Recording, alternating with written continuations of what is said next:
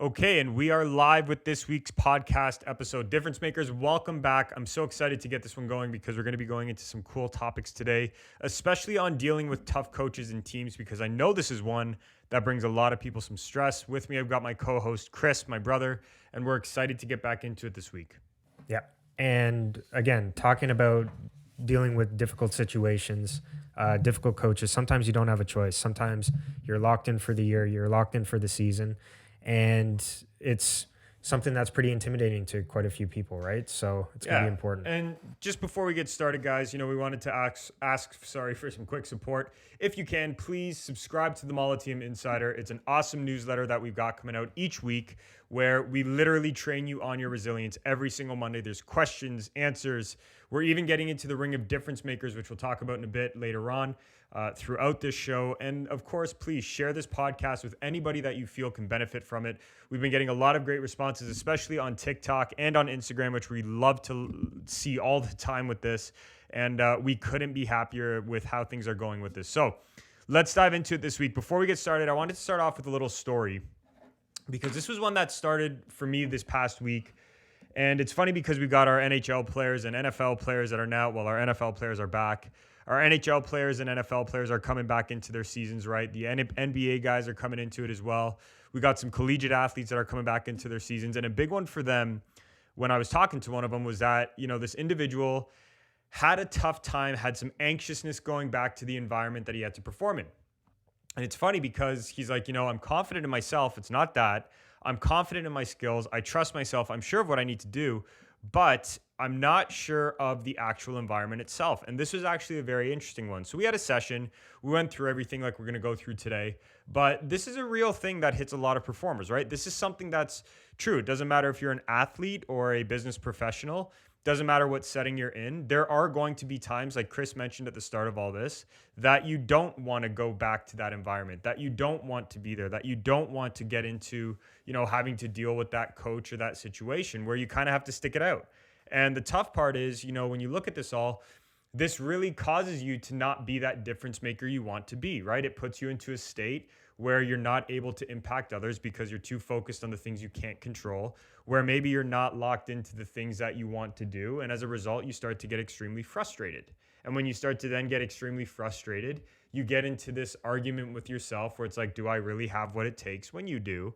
And it's just not a good spiral that gets out of control, right? So what we want to do today, we get it, we understand, we've been there. We have a lot of athletes that have been there. We have a lot of business professionals that have been there. We want to give you, though, a simple step-by-step process to get yourself out of this, because a lot of the times people will say, if you have a coach you don't like, just leave the team, or if you have a boss you don't like, just leave the environment. When the reality is, and anybody who's been at a high-performing level knows this, you might not be able to do that, right? It might not be as able to, quote unquote, ask for a trade or just pick up and leave your environment. Sometimes you need to stick it out. Yeah, this is a last resort type of thing, right? So again, leaving is a last resort type of thing. Leaving is a last resort type of thing. Like, it obviously, leave before you get there. Don't put yourself in that situation. But sometimes it just doesn't work out, right? Especially at the higher levels where your fate isn't really in your hands.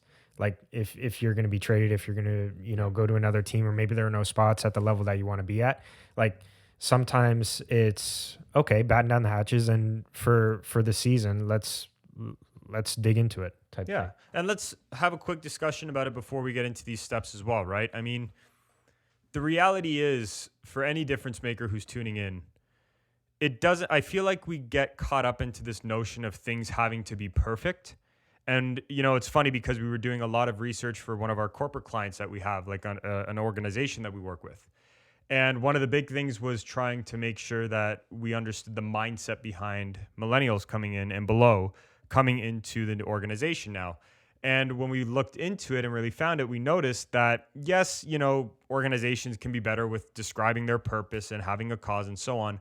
But where the employees are going wrong, and this is true for sports teams as well and athletes, the athletes or the employees are coming into the organization hoping that the organization is giving them their purpose and them their vision and then their mission.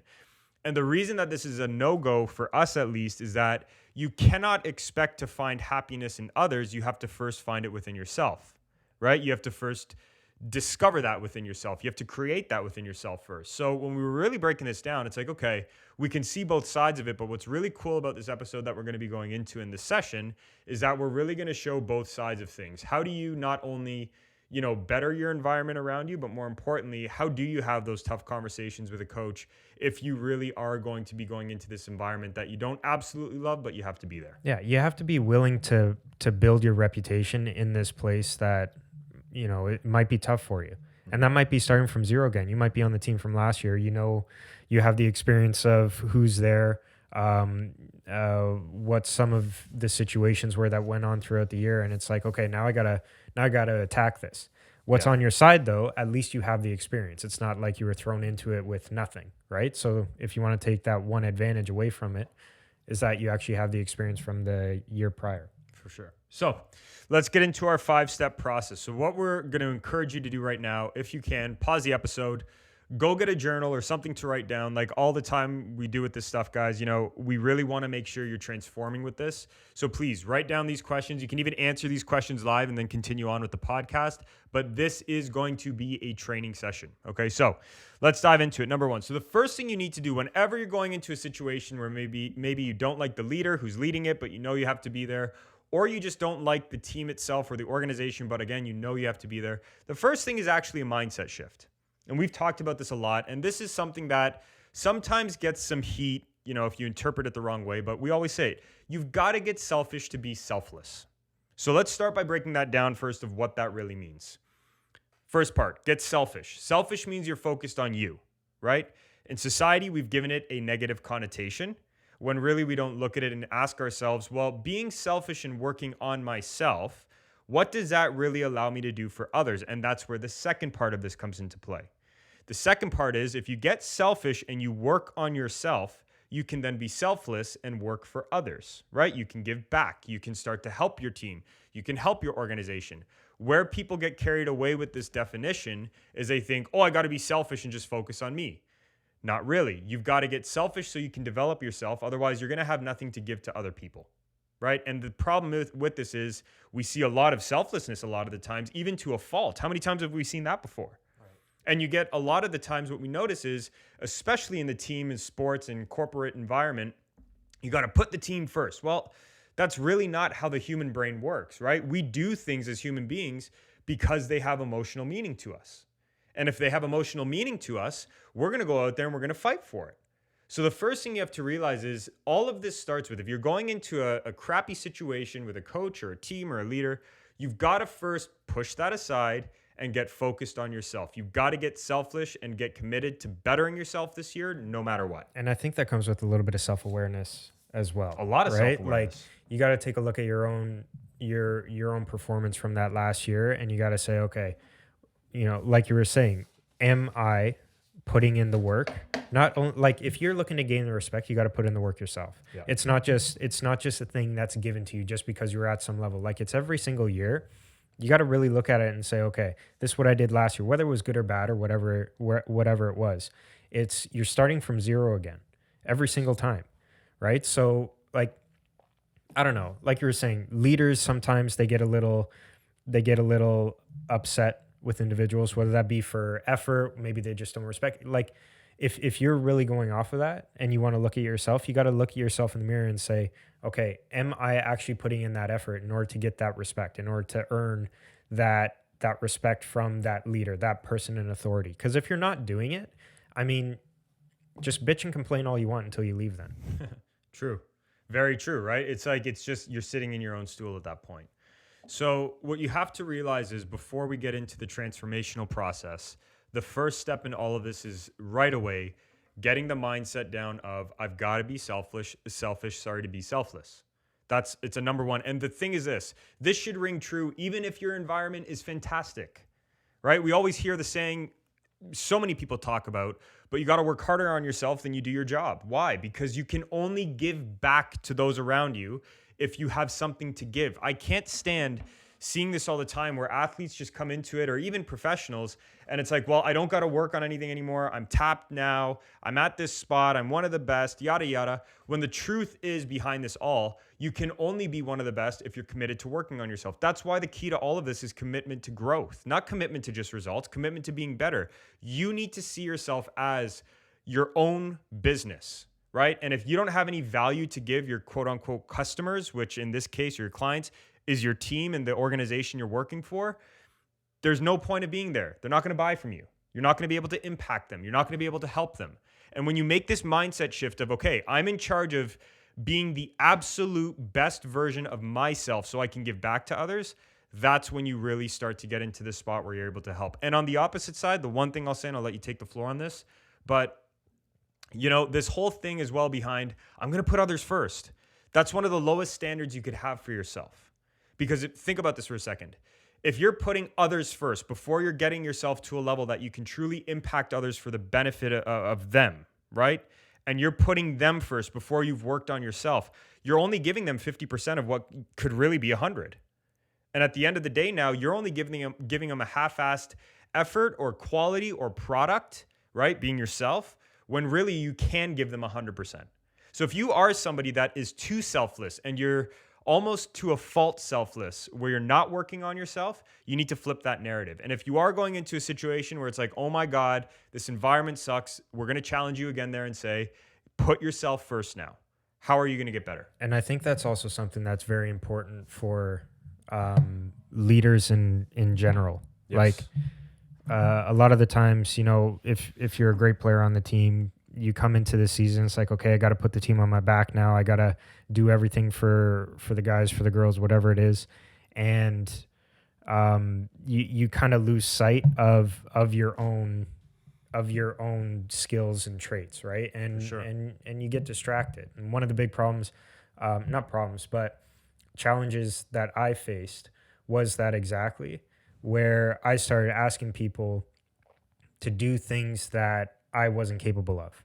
And if you can't exemplify what you need from them, if you can't be that example, you shouldn't be asking anything from them.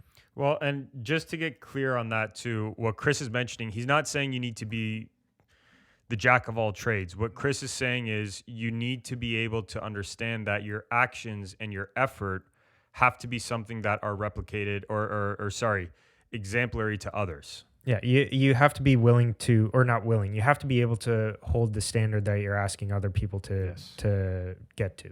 100%. Now, coming from that, the second part of this mindset shift, before we get into the purpose and vision, you also have to realize that the onus is all on you, right? I can't stand seeing this, especially when we have athletes or players or individuals that we work with from the business professional setting. It's almost like, well, it's all on the coach, or it's all on my team, or it's all on the environment. The reality is, if you are going to be selfish, to be selfless, and this is a freeing moment when you actually do this, you have to realize that it's all on you. And this is a great thing, because that means you're in control. The worst thing that could happen is that you don't have any control, right? You don't have any freedom. You don't have any fortitude to go do what you need to do, and your fate is in somebody else's hands. You have to realize that when you are able to work on yourself and you commit to working on yourself and being selfish to be selfless, that is a choice to focus on the controllables. And even if they don't like you after that, I mean, at the end of the day, it's whatever. You cross off the stuff that you needed to do in order to get there. So, I mean, it's not like you can say that you didn't do everything that you possibly could do in order to make the best of a situation, right? 100%. So let's go into this now. This is where we're going to start actually making this mindset shift. This is where you can write some things down. If you haven't already, this is where you can answer some questions. So let's talk about the first part. So how do we get into this mindset then of selfish to be selfless? That's what the rest of this is going to get into, okay? So number one, you need to first establish a purpose and then a vision. Let's quickly run through this. We've said this many times before. The reason you need a purpose that's deep and emotional to you, that's selfish to you, is because you do things for emotional reason, right? We do things to change how we feel. We don't do things just to obtain. For example, we've talked about this with values before. If you want to earn a lot of money, why? How is that going to change how you feel? If it doesn't change how you feel, That's where you see a lot of people who accomplish a lot, have a lot, but don't feel anything, right? They don't feel fulfilled. If you want to be one of the best athletes in the world, you got to ask yourself, why do I want that? Right? If you're a business professional, why are you going to work a very high-end demanding job? Is it for the personal status? Is it for the fact that you want to provide for your family? And this is what I wanted to say about purpose, because I think a lot of people get this wrong. There are multiple purposes that will obviously motivate you and shift you emotionally and push you as to why you want something. I think it's naive to think that you want to be one of the best in the world and you have a family sitting there and you're not caring about your family. Right? Like that's the reality of it. You want to provide for others eventually. You want to take care of them. So what the first thing you need to do with all of this right now is, and you can write down and start your transformation here. Why do you really want to go into this sport or this team? Or this organization. Forget about the coach, forget about the environment. Why do you want it? Why do you want to be successful in this industry, market, niche, sport, whatever it is? Why do you want to be successful? What are all the amazing things that you want to experience and feel in life as a result of being the best you possibly can? So you can take a sec right now and answer that. You look like you were going to weigh in on something. Yeah, I was going to say, like, you find the purpose and the reasoning for it, for what you're doing. Like, find what best suits you for that season, for that moment. Like, obviously, it's a stepping stone for some people, especially for younger athletes or anyone that's making those first few jumps in their career. But find what it is for you. What would you say? Maybe the next year?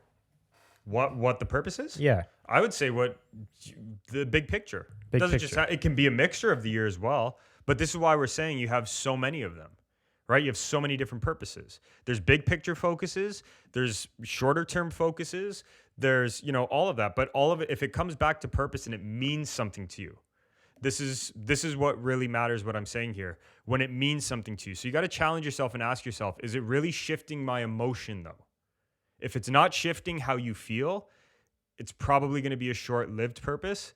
But if it is for this year and you want to feel like you've accomplished something because last year you had a bad year, that's okay. You can have that purpose because you're feeling positive now. You're feeling, more accomplished. You're feeling more successful. That's a great purpose to chase, right? But you're chasing feeling something. Don't just chase results, chase feeling something, right? Now, the second part to this, you've got to have a vision of three things. Number one, who you want to be at the end of this year. Forget about the team, forget about the coach, forget about the leader. Who do you want to be this year? Secondly, you got to ask yourself, what do I want to accomplish this year personally? And then the last part you got to ask yourself is, how do I want to impact others? These three things, who do I want to be? It's going to directly impact and work on your vision or your identity of who you want to be this year. So this is where we look at it. This is what we start all of our athletes and business professionals with, where we say, who do you want to be? Describe that person at the end of this year. I want to be more disciplined. I want to be, a leader on this team or in this organization. I want to be somebody that is able to consistently deliver results. Those are great. Come up with a list. I would say no more than 10, no less than 3. Do the same thing for what you want to accomplish this year. I would even say for what you want to accomplish, I would keep that list even shorter, because what you'll realize is if you can find 3 good things, those 3 good things will span into a bunch of other ones. Right? That way it simplifies things and you have a specific topic. And the last part of how you want to impact others, this list is where you can open it up again and make it wide. 3 to 10 ways. Can you be a better leader? Can you be a support system? I was talking to one of our NFL players the other day, and I'm sure he'll be smiling if he listens to this, but we literally had a session talking about the importance behind a 5-minute conversation he needed to have with one of his teammates. This guy's a leader on his team, with one of his teammates in the locker room, because this individual was struggling. But that came from the vision of how he could impact others when we went through this exact session. Quickly, the selfish to be selfless. Let's go with that, right? So selfishness right there. Who do I want to be? What do I want to accomplish? And then the how is the selflessness. Okay, so now that I know who I want to be, now that I know what I want, how's that going to impact others? How can I impact others? See, you have to have this selfish mentality first to grow before you can impact other people. So we got a purpose, we got a vision, you have lists, we got multiple items. Let's move on to the second part now, right? Or the third part, I should say, which is making sure you set some targets. So why do we set targets? Let's dive into this quickly, and then we'll talk about the method we use, and you can go set them. So the reason we set targets, ladies and gentlemen, is because of the fact that you use this as a tool of focus. That's all targets are. They get you locked in on the things that matter, right? Concentrated. Okay. So we've got the most important things. So think of it this way. You set a big picture one, right? The vision that's there now. You got that big picture. Now we got to start narrowing it down so you can take a bite-sized chunk out of that. So how do we do that? Next, you need to set 90-day targets, purpose, actions. So let's talk about targets, purpose, actions first. So at Molliteum, we set targets, and we've said this in the past, with TPAs, we call them. So the target is the outcome that you want at the end of this a given time period. The purpose is why this is actually going to help you move towards your 1-year target or your vision. And then the actions are the 3 to 5 simple steps you need to take, and we'll break down how in a second, in order to accomplish that. So let's talk 90-day targets, okay? So 90-day targets. Let's pretend your target is in 90 days, I want to be a, top producer on my team in the next 90 days. That's fantastic. That's a great target to be, because you're not putting any numbers on it. This is what I should say about targets. I don't want you to put any numbers on it, and I want it to stretch you a little bit, right? I want it to be just outside of your comfort zone, so it pushes you.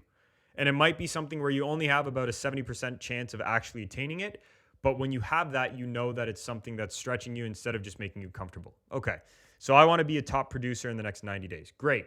Why is that important? The purpose part. Well, this is important to me because I know, let's pretend by the end of this year, I want to be a person that is able to lead the team offensively. Great. So that directly connects to the 1 year. Now, for the 90-day actions, this is where things get interesting. Again, this is all about development, right? So you got to ask yourself, in order to get there, what skills must I lean on to accomplish this? So these can be skills that you already have and you need to keep sharp, or skills that you need to develop and make sure that you have them so that you can accomplish it. So for example, maybe if I want to be a top producer in the next 90 days, I need to sit there and say to myself, okay, I've got, the first skill I need to lean on is my shot. The second skill I need to lean on is my speed. And the third skill I need to lean on is my aggressiveness when I'm in one-on-one battles. Great. Okay. So those are 3 skills we can work on. Now, on the other side, if I'm somebody that maybe doesn't have one of those, I could say I need to develop the skill of being better at my one-on-one battles, right? That could be one. But notice how the 90-day TPAs, there's a target that you're going to write down, there's a purpose you're going to write down, and there are actions, which are skills you need to lean on, right? Now, to break that down even further to actually get to work, the last thing you need to set are 30-day TPAs. And 30-day TPAs, what you're going to do, you're going to pick one skill. Okay, one of those 3 actions you listed out that you need to focus in on that will bring you the most return right now. And you might say, well, Matt, I need all 3 of them right now. I just listed them out. False. You know as well as I do that if you work on one thing, the rest usually start to take care of itself, right? They usually start to follow. So what you need to do is you need to ask yourself right now, what is the one out of those 3 skills? We're narrowing this down, right? What is the one out of those 3 skills that I need to focus on right now to build or to get sharper so I can accomplish my 90-day target? Right. And what Matt said there is hugely important. Like, stick to it. If you're going to set it for the 30 days, stick to it. Like, make sure you get them done, and don't, like, even if it's challenging at the beginning, don't waver, because like at the end of the day, it's, if it's a challenging one, it's overcoming that hurdle that you need to overcome in the first place, right? So whether it be a certain skill or maintaining or whatever the case may be, if you know that it's something important that you got to get done first, and it's going to give you that, what can we say? I guess clarity, knowing that you have that done, it's in your back pocket now. Just stick to it, work through it, get it done, and then move on to the next thing. That simple, right? And the other thing I was going to say then, once you set your target, you're going to write your purpose out. So why is this important for me to accomplish my 90-day target? And the last part is you're going to write out for your actions your 3 to 5 daily or weekly commitments you need to make. So daily or weekly commitments are, you can't just say, I want to get better at one-on-one battles and then not do anything about it. You need to say, okay, my commitment is I'm going to do 3 days a week of physically working on it. I'm going to do 3 days a week of visualizing it. I'm going to do 2 days a week of watching film. And I'm going to, I don't know, maybe you have an extra coach you work with. I'm going to do 2 extra training sessions this week. Again, this is going over the top, but please bear with me. I'm going to do 2 extra sessions a week or a day this week to work with my coach in order to make sure I'm better at one-on-one battles. You need an action plan though. Daily and weekly commitments. This is the biggest thing I see a lot of athletes or business professionals fail in, right? Because even on the business professional side, maybe you want to crush your upcoming presentation, right? Your big presentation you have. And the one skill you're working on right now is projecting your voice or your positioning to the audience. Fantastic. What are the 3 to 5 skills or commitments, you need to make in order to get there? You need to know the work you got to get done. This is where it's super important. I see so many athletes write out great targets and have great intentions, but they never accomplish them because they don't have the action plan to get there, right? And that's one of the biggest things that probably hurt the actual forward progress and momentum of a lot of these athletes or professionals, simply because of the fact that you did all the right things, but the last step, which is your how, you didn't come up with it, right? So right now you can replay that section if you want. Again, 90 days. Set those first, 30 days, set them second. All the questions are in there, but it's the same. So for example's sake, I'll read them out, anybody tuning into the podcast. So 90 days, where do I want to be in the next 90 days in order to get to my 1 year target? Why will this help me get there? And then actions, what skills do I need to develop or use in order to get there? Remember, 3 to 5 skills there, right? Or 1 to 3 skills, sorry. 30-day targets. Then you're going to break down that 90-day and you're going to say, okay, what's the one skill I want to build in the next 30 days? You're going to pick one of those 3 skills that you listed for the 90 days. Explain how you'll use it. So tell yourself how you use it. Explain why it's important in order to accomplish that 90-day. And then what daily commitments will you make to get there? 3 to 5 daily actions to take. So like I said, visualize, actual physical work, film watch, whatever it is you need to do in order to get there. Write out the action plan. It's that simple. And it takes some time to think about it. I know it seems daunting right now. It takes some time to think about it, but once you have this all laid out in front of you, it becomes very, very easy to just simply take action on, because you don't have to think of what you need to do next. 100%. It's you do the preparation now so that you can just go work and enjoy it later on. Because at the end of the day, I know not everybody enjoys training, but that's kind of the fun part, right? Absolutely. And it's funny you say that, Chris. The last thing I'll say on targets, you do normally agonize over your targets. You should. Like this is probably one of the times that you're critically thinking as a high performer, right? And I don't say that with disrespect, but the truth is, with high performers, we all move so freaking fast, man, right? And when it comes down to it, we move so fast that we sometimes forget about setting these targets. So why do we set these targets? How does this even help? Well, now that you have your vision, your purpose, you're in a selfish mindset, you have things you can go work on, irregardless of who your coach is or what the environment is like. You have things now. Now you can develop. Okay, so we're on the right path. Now, step number 4, we can get into the next part, which is to consciously enhance your environment. I think this is one of the most misunderstood things about the human brain. It is not designed to make us happy. Our human brain is designed to make us survive, plain and simple. Happiness is the responsibility of the human being who actually has that brain in their head, right? So what you need to realize is it is on you now to go and actually enhance your environment. So this is a very simple one, a very easy one that we can look at, but I want you to think not only in the environment, but also outside of it. Can you start? We had an athlete actually do this, actually one who was going back to a team he didn't love.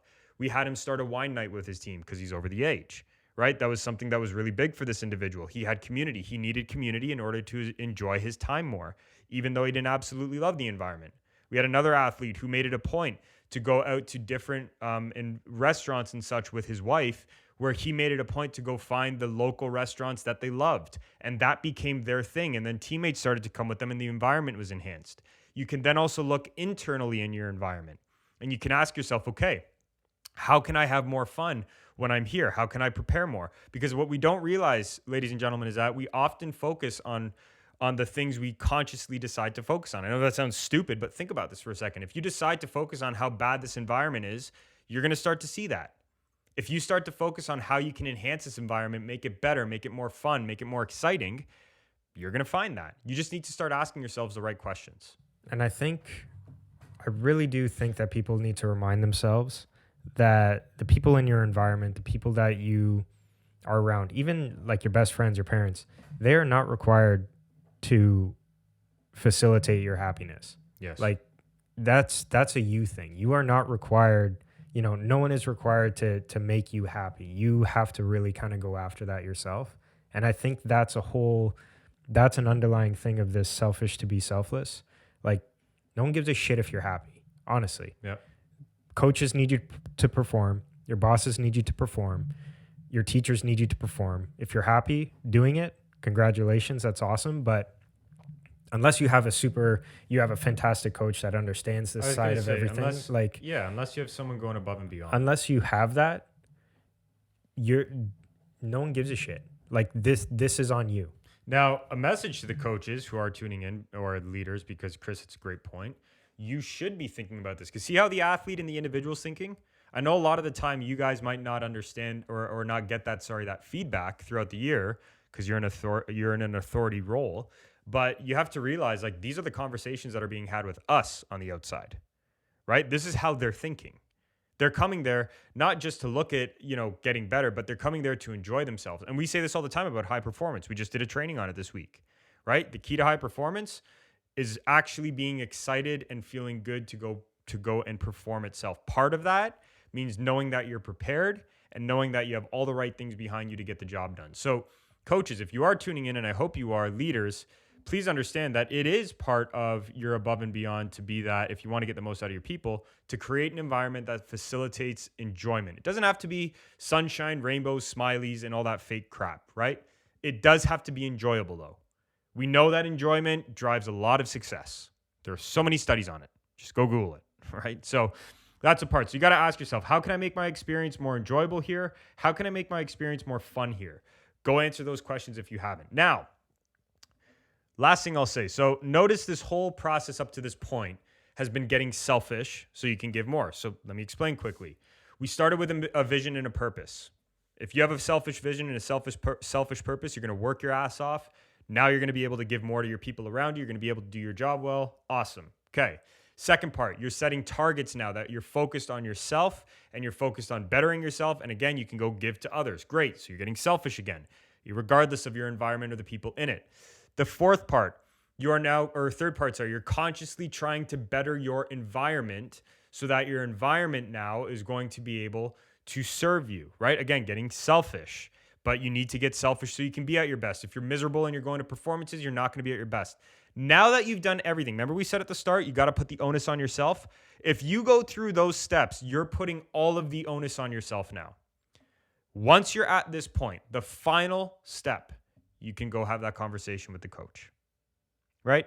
You got to take care of yourself first, and then you can go have the convo. I see way too many individuals first go right into the office without optimizing themselves, because that's what you're doing, without optimizing themselves, without a game plan. And what do? They just attack right away, right? That's what they do. They start attacking and coach, I need this to be better. And they make demands and this and that and da-da-da without truly working on themselves. The reality is this. If you don't go through those first steps that we just laid out, don't go have the convo with the coach yet. Yeah, that's like going in to get a raise, asking for a raise when you haven't changed or done anything different to get that raise. 100%. Right? And now you're kind of going in there and we wonder why coaches end up getting upset with their players and so on. I'll tell you from us being firsthand in team environments with a lot of top organizations and even corporations, you have to realize that you have to come in there first working on yourself and knowing what you want, right? That's an important part. Again, go ahead. Why do you deserve that respect? 100%. Why do you deserve it? Great point. It comes right back to it. Why do you deserve that? So how do you have that convo with your leader? I would say it like this, and this is what we do with our athletes and our players. So you can have multiple combos, right? The first combo, though, that you do have when you walk into that office should be about, hey, coach, or hey, leader, I just want to let you know I am here to work on myself so hard that I am able to better the team.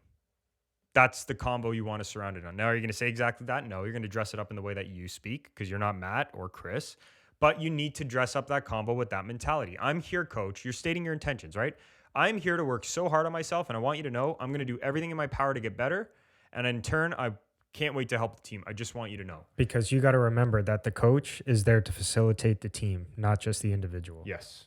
And that's, I think, one of the biggest mistakes and misinterpretations is that players often get, I have to start lower in the lineup. Yeah, because you are here for this organization. You signed up for this. They don't owe you anything. But at the same time, you have to realize you owe it to yourself to work on yourself. So if you're going to come into this organization, you got to first realize you're there for yourself. Now, when you go have that initial convo, you might be saying, well, Matt, that it does nothing. Actually, it does. Again, selfishly, it does everything for you. You can say you left no stone unturned. You had that intro meeting. You stated your intentions. And as a result of that, coach knows where your priorities are at. I can't tell everybody tuning in how many times when we're working with organizations or with sports teams, how many times the leader comes to us unknowing of what the actual intentions are of their people. And what do they start to do then? They assume. I know we shouldn't assume, but that's the reality of the environment that you're in. If you don't tell somebody how you feel or what you're intending to do, how do you expect them to know that? Yeah, you're leaving that room for assumption. Like that's what you're doing. You're opening that gate to something that's dangerous, because then all of a sudden you could be just happy, even if you are like happy with the situation, with the coach, with everything, and you don't come out and say that. Maybe you're acting a different way, your actions are showing something different. You never communicate. They think you're something else compared to what you actually are. 100%. And you, regardless if you like the coach or not, or like the environment or not, you should be having this convo with your leader at the start of every quarter and at the start of every year. I don't care if you like it or not. The truth is, if you're trying to be somebody who's a difference maker, you got to state those intentions, right? Now, the question becomes, well, when do I ask for more when I know I deservingly get more? Well, we just answered in the second part there. You should only be going to ask once you have proven something for at least 2 months. That is our rule with our athletes. Not 30 days, 60 days. If you prove something for 60 days, if you are even a corporate individual and you prove something for 60 days, you're allowed to go ask then. Why do we say that? Well, anybody can stick to something for a week. Anybody can stick to something for a month. Very few people can stick to things for about 8 weeks, and very few people can stick to things after that. If you can go prove that you're able to stick to something for 2 months, 60 days, and you go have that proof and those hardcore results that you can show, hey, coach, listen. Hey, leader, listen. Hey, boss, listen. I've done this over the last 60 days. I've given everything I need to the team. I'm working on these skills. And then you start pulling in from your TPAs, right? These are the skills I'm working on in the next 30 days. This is where I want to be in the next 90. I'm here to better the team. How will the coach or leader deny you? And that's something that destroys all, if you're have ever been called a streaky goal scorer before. Yep. That destroys that. You're just someone that's responsible on the field doing their job for the entire season or 100%. for those 60 days. And you've almost got to see yourself as a lawyer building a case, right? Like that's the reality. You can't go into an office after stating your intentions and not following through. You can't go into an office and ask. You can't. You have to you got to justify with your actions this stuff, right? And like I'm telling you right now, let's be real for a sec. Coaches and leaders and bosses, whatever you want to call them, they are all there for themselves. They are in a position where they get paid to win. Right? There's nothing wrong with that. And you also, like, we're not saying that you have to have an answer for every objection. No. We're not saying that, but you need to just make a strong case for yourself that for what you're pushing for, make a strong case for that. Yeah. That's it. And if they see that you're helping the team win and you've done it consistently for 2 months, 60 days, they're not going to argue with you. They're going to give you more leeway. The problem that we see, though, is people ask too early. Yeah, way too early. Right? They have one good month. That's fantastic. They have, oh my gosh, they have one good week. And we see people starting to say, I should be given this. I see this at the pro sports level. I see this at the youth sports level. I see this at the corporate level. Everywhere. I was going to say, we see athletes getting massive contracts off of one good year. Yep. Which is... Think about that. That's the reality, right? Like in the world. And that's... The reality is, guys, you need to make sure if you're going to go have this convo with the coach, the first convo has to be to state your intentions. You're going to put your head down. You're going to work extremely friggin' hard for the next 60 days. You're going to prove what you said you were going to do. Then you can go ask. That's the formula here. So let's recap this all here, okay? Because there was a lot taken in.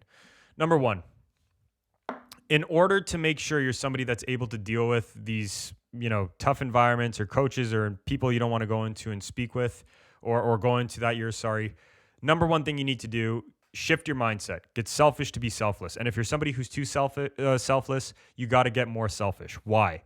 When you are selfish, you are able to work on yourself and better yourself so you have more to give to others. That is the key, okay? Number two, once you shift your mindset, you need to answer those questions that we told you before. You can rewind this and go listen to it, where it's building a vision and a purpose, right? Vision is going to be like your North Star, where you want to go, how you can impact people. That's going to keep you on track for what you're doing for the year. And your purpose is going to give you the juice, motivation, and energy. Remember, it's an emotional purpose that changes how you feel. Once you do that, you're going to break it down into targets, 90-day targets, 30-day targets. Go listen to those questions. Those are, again, tools for focus. The one thing I should say before I wrap that up, reset those targets every 30, 90 days. Easy, right? At the 30 days, just pick a new action to focus on. If you didn't accomplish what you wanted in those 30 days and build that skill, if that's what it is, or sharpen that skill, do it again. Don't just blow by it, okay? Then you're going to selfishly understand how you can enhance your environment to enjoy it more and have more fun.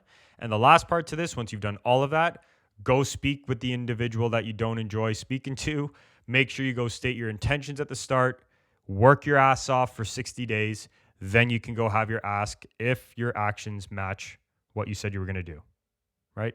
Do you have anything to add before we wrap this up? No, again, guys, the biggest thing, takeaway, when in doubt, ask yourself, have I earned this respect with all the actions that I've done? Yes. It's a simple question to ask. It's a simple question to ask. It's something that's not asked quite enough, and people think that they deserve things when they really don't. Yeah. Ask yourself, look yourself in the mirror, drop the ego, and say, have I deserved this? Yeah. You know, have I really delivered? So 3 things we're going to ask you to do now that we've delivered our value, like we promised. Number 1, go sign up for the Molliteum Insider. Again, free weekly training on your resilience with stuff like this, bite-sized chunks. You also get, I believe, the first 3 months free to our Ring of Difference Makers, which we're going to be starting as a subscription service later on throughout the year. So make sure you take advantage of that, where we're having free live trainings with Chris and myself as a group.